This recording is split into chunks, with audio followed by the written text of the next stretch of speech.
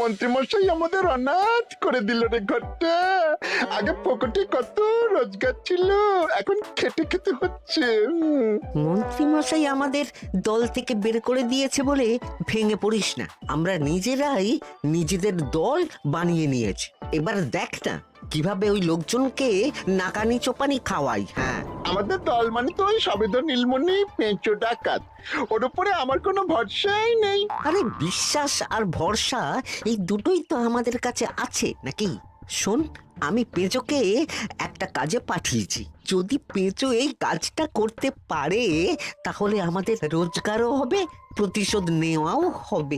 আরে কোথায় পাঠিয়েছি সেটা বলবি তো? মন্ত্রী মশাইয়ের বাড়ি।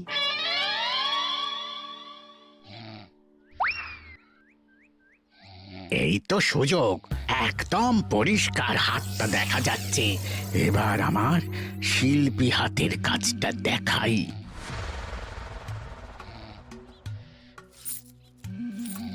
চোর চোর চোর চোর!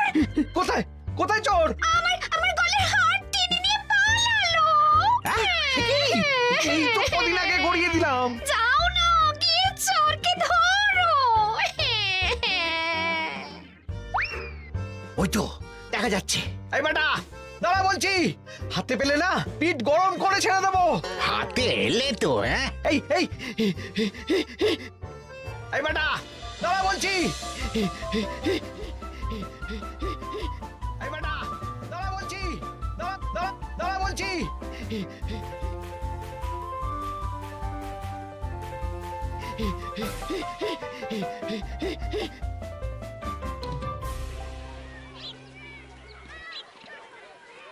দুপুরে একটু খেয়ে ঘুমোবো তার জন্যই। দাদু খেলতে চলো খেলতে চলো। কি দাদু, প্রস্তুত তো? হ্যাঁ হ্যাঁ, প্রস্তুত প্রস্তুত।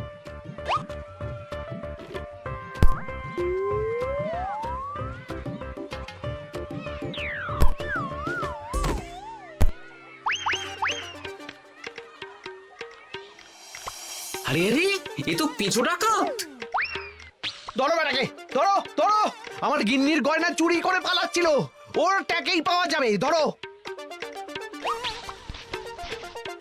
এটা মন্ত্রী মশাই, হ্যাঁ এটা। চোর ধরা পড়েছে, এটাই বড় কথা। শুনুন, এখন একে রাজবাড়ি নিয়ে যাই, কাল এর বিচার হবে।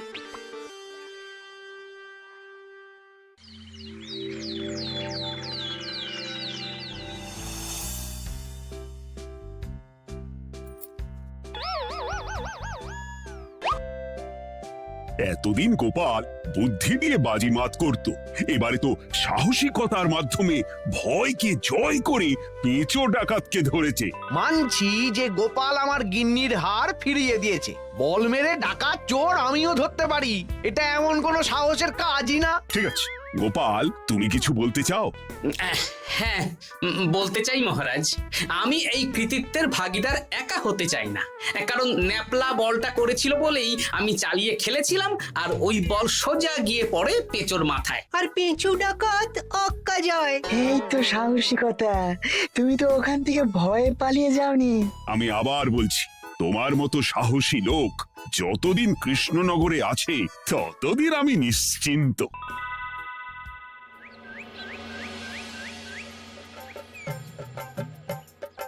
বলি সারাদিন আমি সংসার ঠেলছি আর আরেকজন খাচ্ছে দাচ্ছে ঘুরে বেড়াচ্ছে। গিন্নি, তুমি কি আমার কথা বলছো? আমি আর কার কথা বলতে পারি শুনি? না, আমি ছাড়া তোমার আর কেউ নেই, তুমি ছাড়া আমারও আর কেউ নেই। এই নাও সখী, শুধু তোমার জন্য। কি সুন্দর ফুলের তোড়া, এটা আমার জন্য এনেছো? হ্যাঁ গো, তুমি কি আমার উপর রাগ করে আছো গিন্নি? তাহলে বলো, অন্য কাউকে দেব? এই এই এই, আমি ছাড়া আর কাকে তুমি ফুলের তোড়া দেবে শুনি?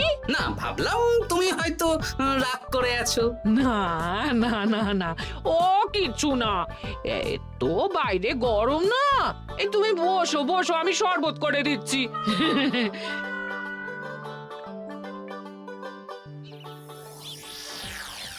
পুরো পরিকল্পনাটাই গোপাল চৌপাট করে দিল। এবার তাহলে কি করবি?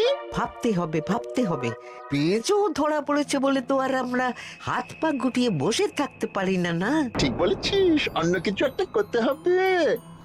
গোপাল গোপাল গোপাল, এই গোপাল আমার কপালটা পুড়িয়ে দিল। সবার সামনে মহারাজ গোপালকে পুরস্কার দিচ্ছে। উফ, তোমার মনে এখনো অস্বস্তিটা কিসের? সমস্যাটা কোথায়? আমিও তো এরকমই একটা সুযোগ খুঁজছিলাম, যেখানে গোপালের মতন একটা সাহসিকতার কাজ করব, আর মহারাজ আমার প্রশংসায় পঞ্চমুখ হয়ে উপহার দেবেন, আর সবাই হাততালি দেবে। মহারাজকে গিয়ে বলো গোপাল সামান্য একটা বল মেরে সাহসিকতার সম্মান পেয়ে গেল, তাই তুমিও একটা কিছু করে দেখাতে চাও। ঠিক বলেছো, আমাকেও এরকম কিছু একটা করে দেখাতে হবে। হাত গুটিয়ে বসে থাকতে পারবো না। হ্যাঁ হ্যাঁ, এমনিতেই ইদানিং তুমি 4 হাত থেকে 2 হাত হয়েছো। কি বলতে চাইছো কি তুমি?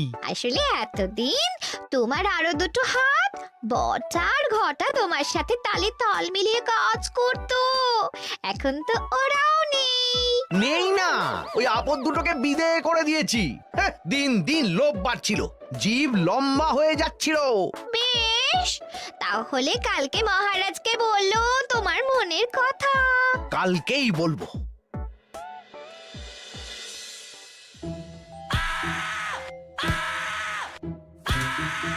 বল, তোকে কে পাঠিয়েছে বল?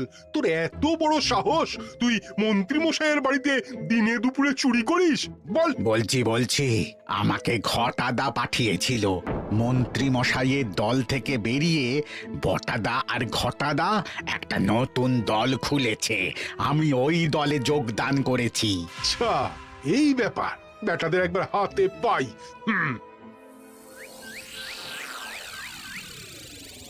বটা বটা আমাদের খুব সাবধানে থাকতে হবে কিন্তু। কেন রে, কি হলো?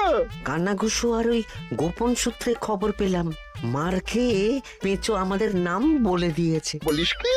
হ্যাঁ রে, কি আর বলবো বল, কাউকেই আর ভরসা করা যাবে না। বেটা ধরাও পড়ে গেল, আবার মার খেয়ে আমাদের নামও বলে দিল। এবার তো মনে হচ্ছে ভূতের মতো লুকিয়ে থাকতে হবে। যা বলেছিস ভাই, তাছাড়া আর উপায় নেই।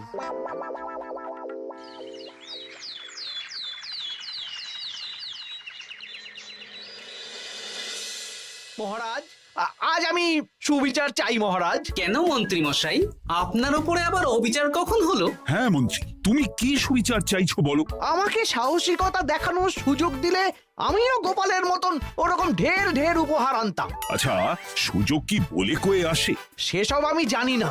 আমিও ছোটবেলায় অনেক সাহসিকতার কাজ করেছি, তবে কোনো পুরস্কার পাইনি। আর গোপাল কিছু করলেই ওকে আপনি উপহার দিয়ে দেন। তা তুমি কি সাহসিকতার কাজ করেছিলে ছোটবেলায়? আমি একবার মামার বাড়ি গেছিলাম, তো একদিন মামার বাড়িতে হঠাৎ ডাকাত পড়ে। তাই দেখে আমি কয়েকটা ঢিল নিয়ে মামার বাড়ির পেয়ারা গাছে গিয়ে উঠে পড়ি। তারপর যখন ডাকাতের দল ডাকাতি করে বাড়ি থেকে মালপত্র নিয়ে বেরোচ্ছে, আমি আক্রমণ করি। দুম দাম দুম দাম দুম, ব্যাস ডাকাত ধরা পড়লো। বেশ ভালো তো। হ্যাঁ, কিন্তু সেদিন কোনো উপহার বা সাহসিকতার পুরস্কার পাইনি। পুরস্কার দিতে হলে আমাকেও দিতে হবে, কারণ আমি প্রথম পেঁচো ডাকাতকে ধাওয়া করেছিলাম। যদি না উপহার পাই তাহলে আমি ঝামেলা করব। কিন্তু হঠাৎ করে কোনো কৃতিত্ব ছাড়া তো আর কাউকে সাহসিকতার পুরস্কার দেওয়া যায় না। তার আগে কিছু সাহসিকতার কাজ করে দেখাতে হবে, তারপর বিচার বিবেচনা হবে, তারপর তাকে সাহসিকতার পুরস্কার দেওয়া হবে। তাহলে আমাকেও কোনো সাহসিকতা দেখানোর সুযোগ দিন মহারাজ। মন্ত্রী মশাই শুধু একা সুযোগ পাবেন কেন, আমিও দেখিয়ে দিতে চাই আমি কতটা সাহসী বাহাদুর মানুষ। ও বাবা, রাজবৈদ্য সুযোগ পাবে আর আমি কি বসে বসে হাত কামড়াবো? আমিও সুযোগ চাই। তা তোমরা কিভাবে সাহসিকতা দেখাবে শুনি? দেখুন মহারাজ, মানুষ সাধারণত কয়েকটা ব্যাপারে ভীতু, যেমন হিংস্র জন্তু জানোয়ার, সশস্ত্র ডাকাতকে ভয় পায়, আর আর আর আর ভূতের ভয়। হ্যাঁ, আমার তো মনে হয় সাহসিকতার পরীক্ষা করার জন্য এই তিনটের মধ্যে যে কোনো একটার সাথে মোকাবিলা করতে পারলেই বোঝা যাবে কে কত সাহসী।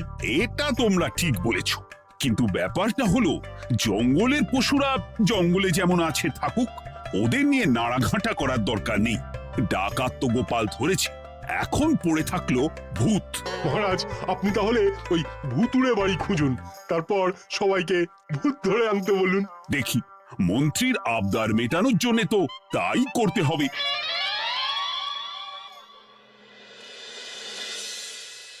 আজকে এটা কি রান্না করেছো বলো তো?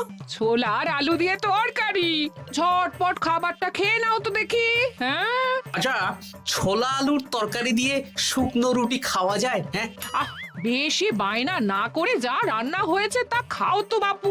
খেয়ে গায়ের শক্তি বাড়াও, কদিন পরে তো ভূতের সাথে লড়াই করতে হতে পারে। হ্যাঁ, ধুর ভূত, হ্যাঁ, ওসব ভূত প্রেতে আমি ভয় পাই না, বুঝলে?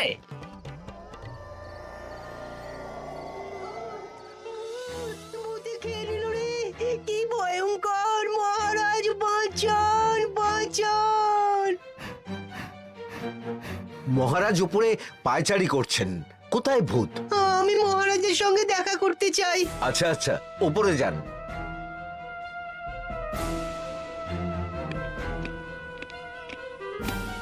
কি হয়েছে সভাকবি? রাতের বেলা হঠাৎ আর তোমার চোখ মুখের অবস্থা এরকম কেন? মহারাজ, কৃষ্ণনগরে ঘাটপাড়ের ভূত আমার সর্বস্ব লুট করে নিয়েছে মহারাজ। দূর, কি যাতা বলছো তুমি? সত্যি বলছি মহারাজ, আমি আমার একটা কাজে নদী পেরিয়ে ওই পাড়ে গিয়েছিলাম। একটু আগে এই পাড়ে এসে নৌকো থেকে নেমে ঘাটের সামনে থেকে একটা গরুর গাড়িতে উঠি। তারপর কিছু দূর আসতেই একটা পোড়ো বাড়ির সামনে গাড়োয়ান গাড়ি থামিয়ে বলে আর যাবে না। আর কারণ জিজ্ঞেস করতেই গাড়োয়ান আমার দিকে মুখ ফেরায়। রে বাপ রে বাপ, কি কঙ্কাল সার হাড় হিম করা মুখ! আমি তো অজ্ঞানী হয়ে যাই। কিছুক্ষণ পর জ্ঞান ফিরলে দেখি আমি রাস্তায় পড়ে আছি, আর আমার সাথে থাকা থলেটাও নেই। তাহলে বলতে চাইছো তোমার থলে ভূতে চুরি করেছে? সেসব আমি জানি না মহারাজ, কিন্তু আমি আমার থলে ফেরত চাই, আর ওই ভূতের শাস্তিও চাই। দিন না। এই সেরেছে, আজ সকালেই রাজসভায় ভূত নিয়ে আলোচনা হলো আর রাতেই ভূত দেখা দিল। এবার ভূতকে আবার কে ধরবে? মহারাজ, আমার থলেতে অনেক দামি জিনিসপত্র ছিল। ঠিক আছে সভাকবি, তুমি এখন বাড়ি যাও, আমি দেখছি কি করা যায়। এই সুযোগে মন্ত্রী, জ্যোতিষী, পণ্ডিতদের সবার একবার করে সাহসিকতার পরীক্ষা নিয়ে নেব।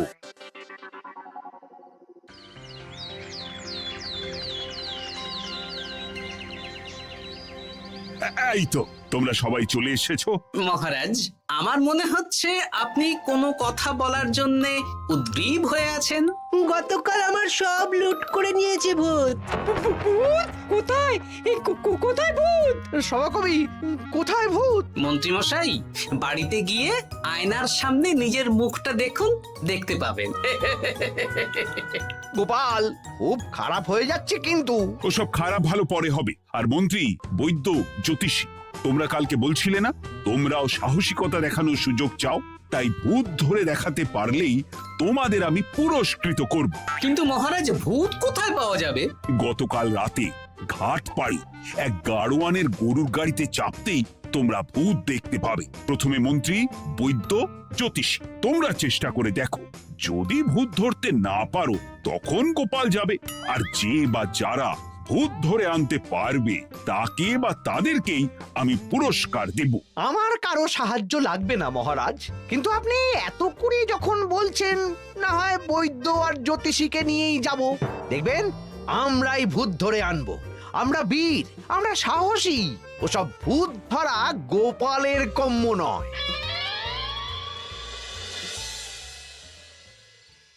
কি মনে হচ্ছে মন্ত্রী মশাই, আমরা আমরা ওই ভূতের দেখা পাবো? আমার কিন্তু হালকা হালকা ভয় করছে, যদি কিছু সর্বনাশ হয়ে যায়। আরে এসব ভূত প্রেত কিচ্ছু নেই। এত ভয় পেলে চলবে না রাজবৈদ্য মশাই। ভূত ধরতে পারলেই পুরস্কার, শুধু ভগবানের নাম গান করুন। ওই তো একটা গরুর গাড়ি দেখা যাচ্ছে।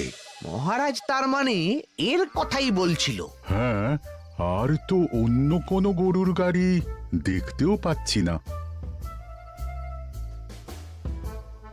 এই যে ভায়া, কৃষ্ণনগর রাজবাড়ি যাবে? হ্যাঁ যাবো, 2 মোহর লাগবে কিন্তু। 2 মোহর একটু কম করুন না। আচ্ছা ঠিক আছে, 3 জনে 1 মোহর দেবেন, আর কমাবো না। তাড়াতাড়ি বসুন।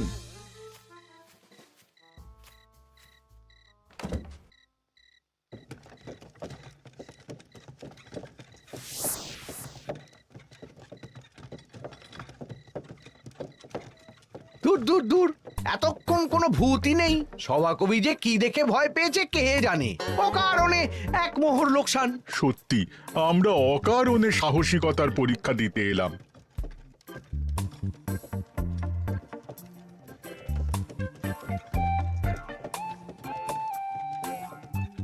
কি এই, এটা কোন রাস্তায় ঢোকাচ্ছ? আরে রাজবাড়ি তো এইদিকে না। এটাই তাড়াতাড়ি যাওয়ার রাস্তা।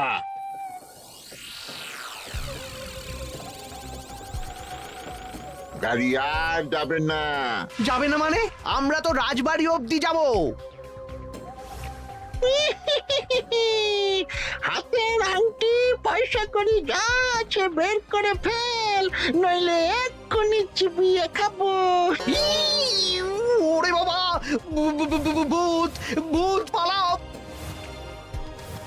পালিয়ে যাবে কোথায়? আজ তাদের চিবিয়ে খাবো। ও ঠাকুর, বাঁচাও বাঁচাও ভগবান, বাঁচাও।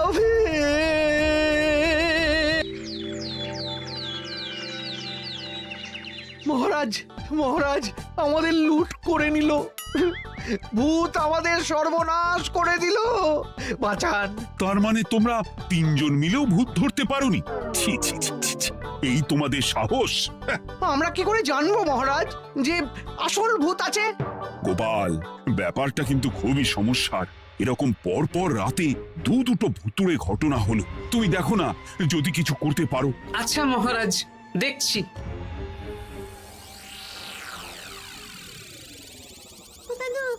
আমার কিন্তু ভয় করছে।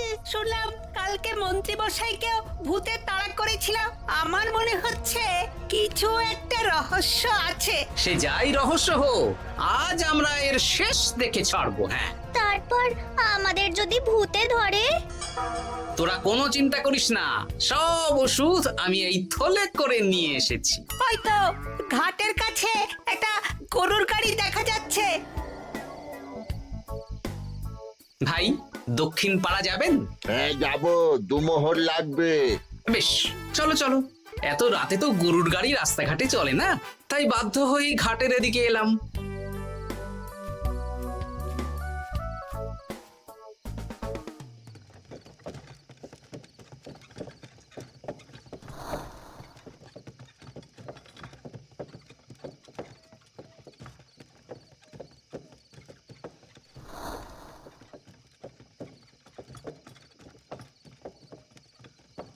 আচ্ছা, অন্য গলিতে নিয়ে আমাদের ভয় দেখানোর মতলব? হ্যাঁ, ঠিক আছে, এগুলো চুপি চুপি চাপিয়ে নে, আমিও পড়ছি।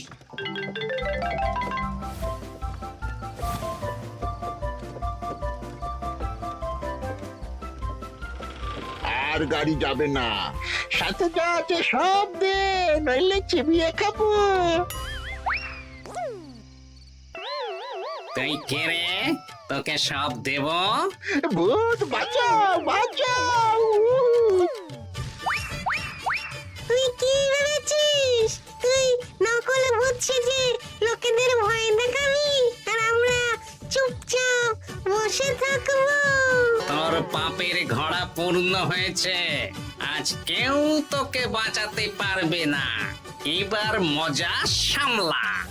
ওরে ওরে ওরে, চলে গেল রে, চলে গেল রে, সাড়ে সব চলে গেল। কি চুল করছিস বাচ্চা? তুই আয়। ওরে ওরে ওরে, চলে গেল রে, চলে গেল রে, সাড়ে সব চলে গেল। ওরে ওরে ওরে ওরে। এই, ঘটাকে ডাকছিস মানে? তুই মানুষ বটা। ওরে বাবা রে, বাঁচা। তোদের ধরে নিয়ে যাব, কাল সকালে বিচার হবে।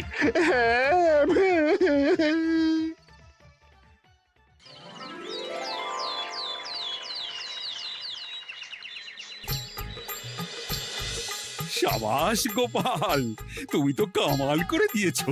কিন্তু জ্যান্ত ভূত ধরে এনেছো। আমি তো এদেরকে খুঁজছিলাম।